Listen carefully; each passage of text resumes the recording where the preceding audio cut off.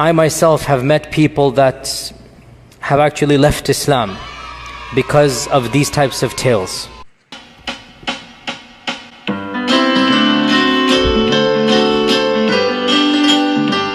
I'm Muhammad, I'm a prophet because I said so.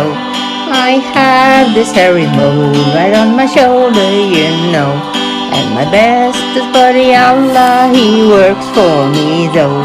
I call him God to make you think I'm pure as white snow.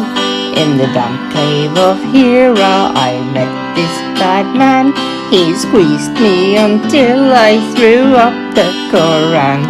When I ran to Khadija in anguish and fears, she explained, "This is Jibreel," and wiped off my tears. I'm Muhammad, I'm a prophet because I am him, and Allah caters to my needs in every whim. His reward is that I let people think He is Lord. Then He lets me torment the people when I get bored. The issue of Yajooj and Majooj is actually, for our modern times, I would say, one of the most, if not the most problematic of the signs of Judgment Day.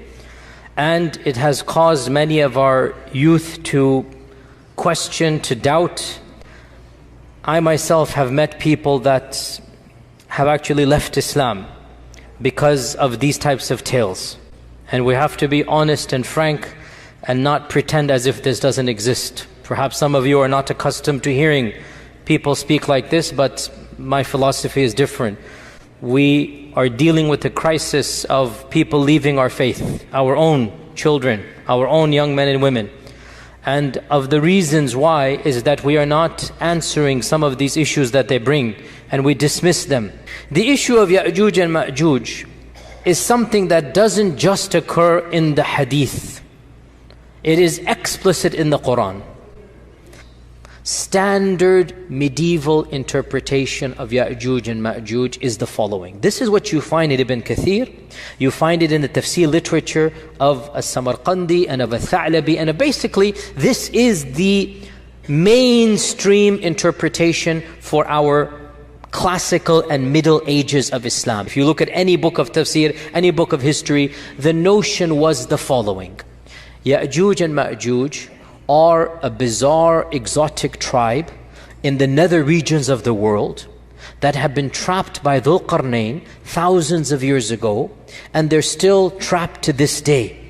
That Yajooj and Majooj are a living tribe, blocked to this day behind the wall that was built 4,000, 5,000 years ago. That wall miraculously is still there. People can see on the one side, and on the other side you have these savages that Allah knows how they're eating, drinking, replicating, whatnot, and they're still there for eons and eons and eons. Dare I say, anybody who knows science and geography and modern civilization, you cannot believe that there is a tribe for 4,000 years trapped behind a wall. I mean, if you believe this, that's your position. I cannot believe it. I find this very difficult to believe.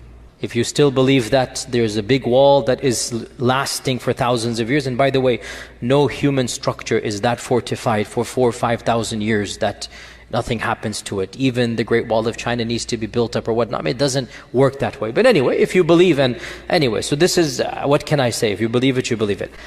I am somebody who, what can I say? My mind doesn't believe this. Others have said, we need to reinterpret Yajooj and Majooj metaphorically. And that is this newfangled interpretation. This is a very modern interpretation. It only begins in the 60s and whatnot, where they say Dajjal and Yajooj and Majooj are symbolic. I admire the fact they're trying to salvage the tradition, because they understand that mainstream interpretation doesn't make sense. Another group says, and this is something that I have heard myself, some ulama say, that perhaps Yajooj and Majooj are not on earth but under earth. That's why the satellites haven't discovered them. Again, I appreciate the salvaging, I really do. But how can human beings survive? No vegetation, no plants with the sun, no oxygen, food, drink, thousands of years. And according to these traditions, we're talking about gazillions of people.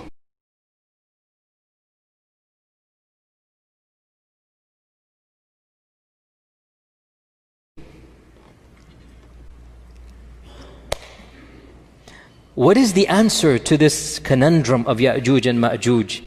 I will disappoint you by saying there is no clear-cut answer.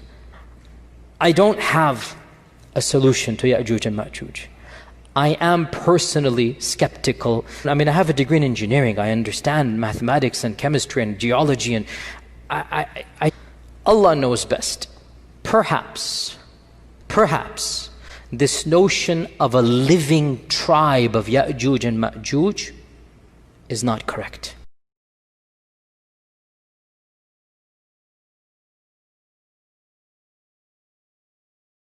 This notion of a living tribe of Yajooj and Majooj is not correct.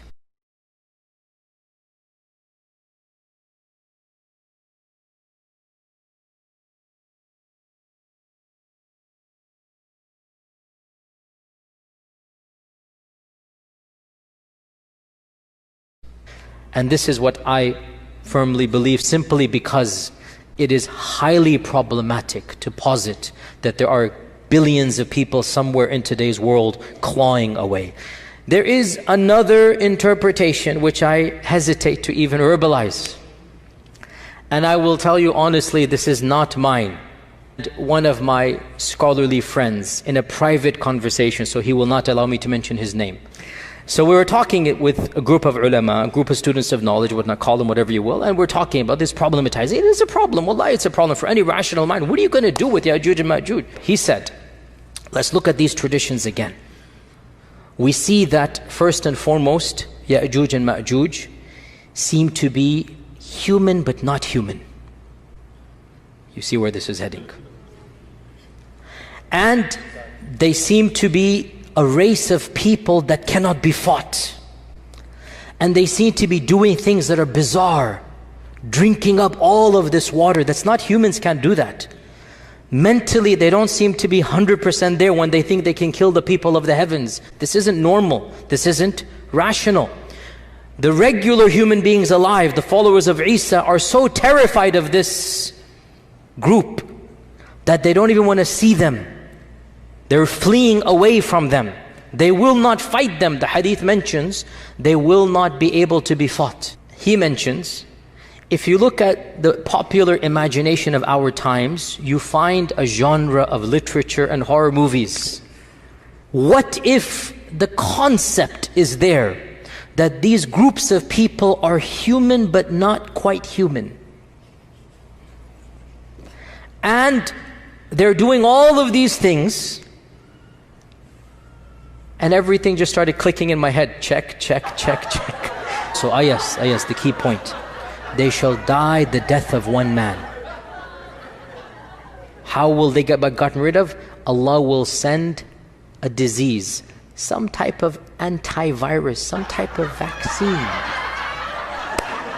I'm just saying what my friend said. Because the hadith mentions this explicitly, does it not? Allah will send something that will get them in the neck, and they will die the death of one person.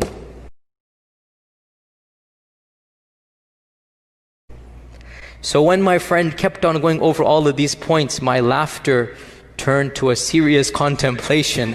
And I said, but how do we tell the public this? Then I said, I'll just project it onto my friend, which it is true, it is coming from him. And I'll take myself out the picture, so that as you laugh at my friend, but the laughter will slowly turn to contemplation, and deep down inside you'll realize this makes a lot more sense than anything else out there. I'm Muhammad, I'm a prophet because I said so. I have this hairy mole right on my shoulder, you know. And my bestest buddy Allah, he works for me though. I call him God to make you think I'm pure as white snow. And deep down inside you'll realize this makes a lot more sense than anything else out there.